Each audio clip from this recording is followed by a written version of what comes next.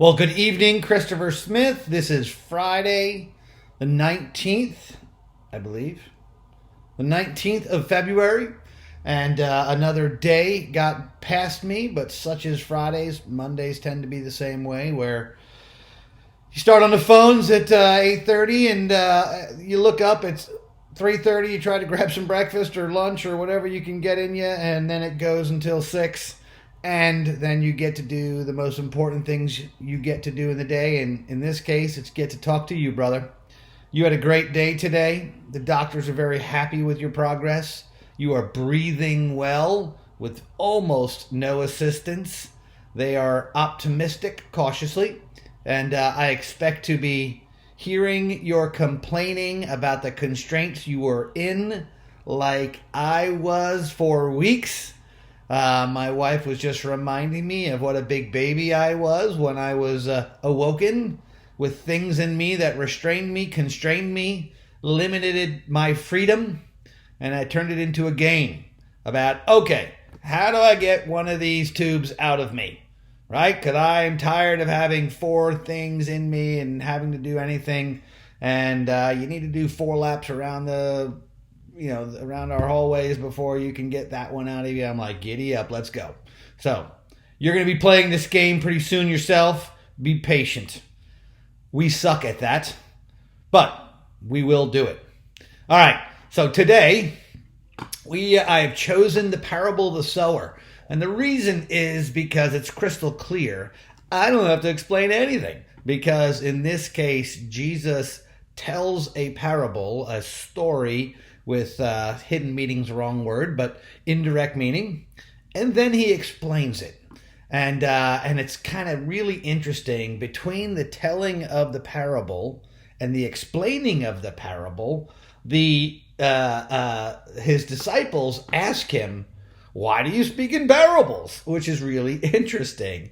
And the net of those verses, because I'm not going to read those, is Jesus was very clear that not everyone was going to understand the parables.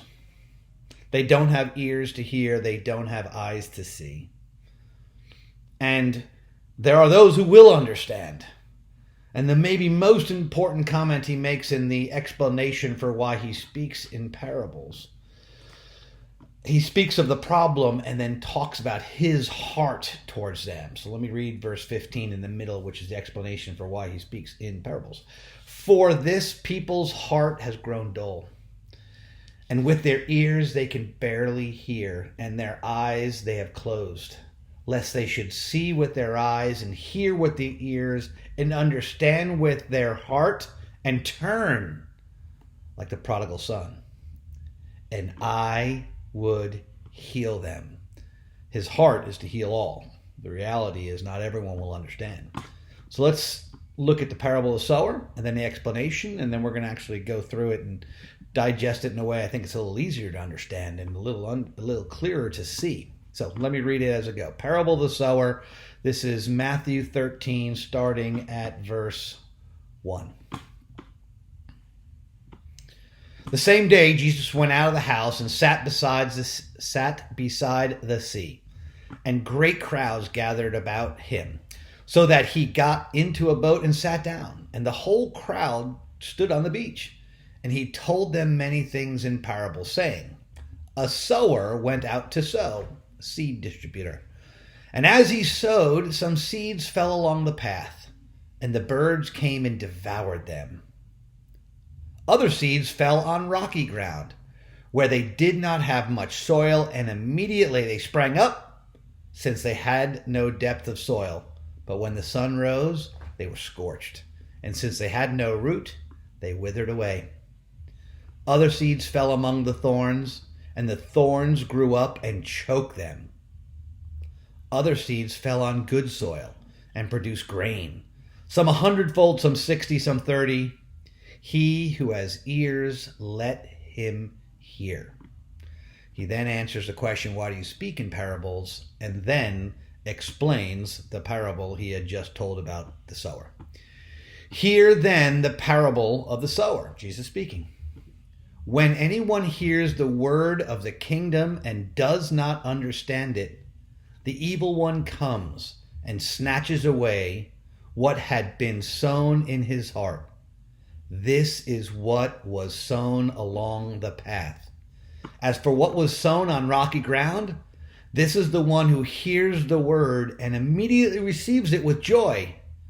Yet he has no root in himself, but endures for a while. Then tribulation or persecution arises on account of the word. Immediately he falls away. As for what was sown among the thorns, this is the one who hears the word, but cares of the world and of the deceitfulness of riches choke the word, and it proves unfruitful. As for what was sown in good soil, this is the one who hears the word and understands it. He indeed bears fruit and yields, in one case 100-fold, in another case 60, in another 30. So it's interesting to me to interweave the parable with the explanation. So I've put it together in a different kind of way where I interweave each of the four sowing situations put together with the seed version and the explanation. Let's see if this makes sense. I have never done this before. That same day, Jesus went out of the house and sat beside the sea, and a great crowd gathered about him. And so he got into a boat and sat down, and the whole crowd stood on the beach. And he told them many things in parables, saying, a sower went out to sow, and as he sowed, some seeds fell along the path, and the birds came and devoured them. Now verse 19. When anyone hears the word of the kingdom and does not understand it, the evil one comes and snatches away what has been sown in his heart. This is what is sown along the path. Now back to the original sower parable. Other seeds fell on rocky ground, where they did not have much soil, and immediately they sprang up, since they had no depth of soil. But when the sun rose, they were scorched, and since they had no root, they withered away. The explanation. As for what was sown on the rocky ground, this is the one who hears the word and immediately receives it with joy, yet he has no root in himself, but endures for a while, and then tribulation and persecution arises on account of the word. Immediately he falls away. The third. Other seeds fell among the thorns, and the thorns grew up and choked them. The explanation. As for what was sown among the thorns, this is the one who hears the word, but the cares of the world and the deceitfulness of riches choke the word, and it proves unfruitful. And the final sowing. Other seeds fell on good soil and produced grain, some 100-fold, some 60-fold, some 30. The explanation. As for what was sown in good soil, this is the one who hears the word and understands it. He indeed bears fruit and yields, in one case 100-fold, in another 60, and another 30. And then his prayer. He who has ears, let him hear, and he will be healed. Great story of truth. Love the internal explanation. Chris, I am optimistic about what I hear of you today. Your friends, your family are blowing my mind in their support, in their faithfulness. We are grateful for being your friends and for being with you soon. I'm going to remind you again, your job, big, deep breaths, stretch them out, and wake up. Your job, your mission, wake up. Take control of your breathing, and then you're going to have to do the thing I didn't like to doing, and you're going to hate doing too. Patiently follow the direction of your doctors. It's going to take a little bit more time than you want, because you're going to want like 6 hours, and then I'm out of the hospital. And it's not going to happen that way. Didn't happen that way for me. Listen to your doctors. Let them heal you at the pace that your body is able to heal. We love you, brother. Can't wait to be with you. I am blessed today in 2 ways. One, our sailboat arrived in America today. We decided years ago that it was time to get back into sailing for our family, for my wife and I.